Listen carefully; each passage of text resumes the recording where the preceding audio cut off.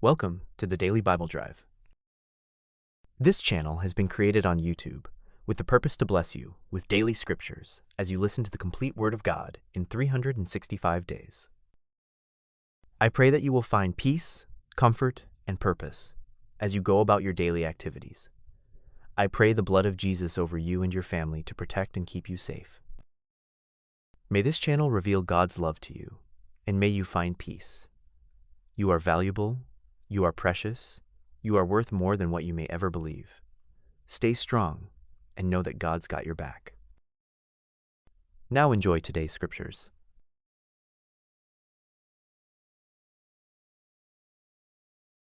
God remembered Noah, all the animals, and all the livestock that were with him in the ship.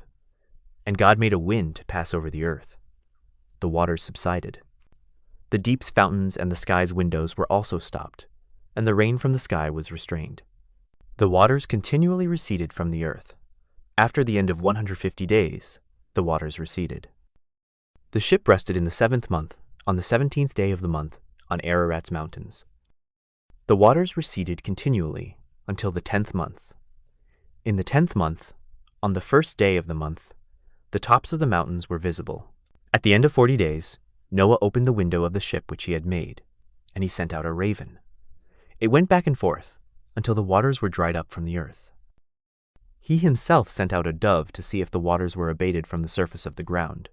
But the dove found no place to rest her foot, and she returned into the ship to him, for the waters were on the surface of the whole earth. He put out his hand, and took her, and brought her to him into the ship. He waited yet another 7 days, and again he sent the dove out of the ship. The dove came back to him at evening, and behold, in her mouth was a freshly plucked olive leaf. So Noah knew that the waters were abated from the earth. He waited yet another 7 days, and sent out the dove, and she didn't return to him any more. In the 601st year, in the 1st month, the 1st day of the month, the waters were dried up from the earth. Noah removed the covering of the ship, and looked. He saw that the surface of the ground was dry. In the 2nd month, on the 27th day of the month, the earth was dry. God spoke to Noah, saying, "Go out of the ship, you, your wife, your sons, and your sons' wives with you. Bring out with you every living thing that is with you of all flesh, including birds, livestock, and every creeping thing that creeps on the earth, that they may breed abundantly in the earth, and be fruitful, and multiply on the earth." Noah went out, with his sons, his wife, and his sons' wives with him. Every animal, every creeping thing, and every bird, whatever moves on the earth, after their families, went out of the ship. Noah built an altar to the Lord, and took of every clean animal, and of every clean bird, and offered burnt offerings on the altar. The Lord smelled the pleasant aroma. The Lord said in his heart, "I will not again curse the ground any more for man's sake, because the imagination of man's heart is evil from his youth. I will never again strike every living thing as I have done. While the earth remains, seed time and harvest, and cold and heat, and summer and winter, and day and night will not cease." God blessed Noah and his sons, and said to them, "Be fruitful, multiply, and replenish the earth. The fear of you and the dread of you will be on every animal of the earth, and on every bird of the sky. Everything that moves along the ground, and all the fish of the sea, are delivered into your hand. Every moving thing that lives will be food for you. As I gave you the green herb, I have given everything to you. But flesh with its life, that is, its blood, you shall not eat. I will surely require accounting for your life's blood. At the hand of every animal I will require it. At the hand of man, even at the hand of every man's brother, I will require the life of man. Whoever sheds man's blood, his blood will be shed by man, for God made man in his own image. Be fruitful and multiply. Increase abundantly in the earth, and multiply in it." God spoke to Noah and to his sons with him, saying, "As for me, behold, I establish my covenant with you, and with your offspring after you, and with every living creature that is with you, the birds, the livestock, and every animal of the earth with you. Of all that go out of the ship, even every animal of the earth. I will establish my covenant with you. All flesh will not be cut off any more by the waters of the flood. There will never again be a flood to destroy the earth. God said, "This is the token of the covenant which I make between me and you and every living creature that is with you, for perpetual generations. I set my rainbow in the cloud, and it will be a sign of a covenant between me and the earth. When I bring a cloud over the earth, that the rainbow will be seen in the cloud, I will remember my covenant, which is between me and you and every living creature of all flesh, and the waters will no more become a flood to destroy all flesh. The rainbow will be in the cloud. I will look at it, that I may remember the everlasting covenant between God and every living creature of all flesh that is on the earth." God said to Noah, "This is the token of the covenant which I have established between me and all flesh that is on the earth." The sons of Noah who went out from the ship were Shem, Ham, and Japheth. Ham is the father of Canaan. These three were the sons of Noah, and from these the whole earth was populated. Noah began to be a farmer, and planted a vineyard. He drank of the wine and got drunk. He was uncovered within his tent. Ham, the father of Canaan, saw the nakedness of his father, and told his two brothers outside. Shem and Japheth took a garment, and laid it on both their shoulders, went in backwards, and covered the nakedness of their father. Their faces were backwards, and they didn't see their father's nakedness. Noah awoke from his wine, and knew what his youngest son had done to him. He said, "Canaan is cursed. He will be a servant of servants to his brothers." He said, "Blessed be the Lord, the God of Shem. Let Canaan be his servant. May God enlarge Japheth. Let him dwell in the tents of Shem. Let Canaan be his servant." Noah lived 350 years after the flood. All the days of Noah were 950 years, and then he died. Now, this is the history of the generations of the sons of Noah and of Shem, Ham, and Japheth. Sons were born to them after the flood. The sons of Japheth were Gomer, Magog, Madai, Javan, Tubal, Meshech, and Tiras. The sons of Gomer were Ashkenaz, Riphath, and Togarmah. The sons of Javan were Elisha, Tarshish, Kittim, and Dodanim. Of these were the islands of the nations divided in their lands, everyone after his language, after their families, in their nations. The sons of Ham were Cush, Mizraim, Put, and Canaan. The sons of Cush were Seba, Havilah, Sabta, Rama, and Sabteka. The sons of Rama were Sheba and Dedan. Cush became the father of Nimrod. He began to be a mighty one in the earth. He was a mighty hunter before the Lord. Therefore it is said, like Nimrod, a mighty hunter before the Lord.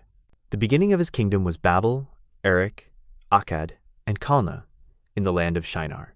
Out of that land he went into Assyria, and built Nineveh, Rehoboth-ir, Calah, and Rezin between Nineveh and the great city Calah. Mizraim became the father of Ludim, Anamim, Lehabim, Naphtuhim, Pathrusim, Casluhim, which the Philistines descended from, and Caphtorim. Canaan became the father of Sidon, his firstborn, Heth, the Jebusites, the Amorites, the Girgashites, the Hivites, the Archites, the Sinites, the Arvadites, the Zemarites, and the Hamathites.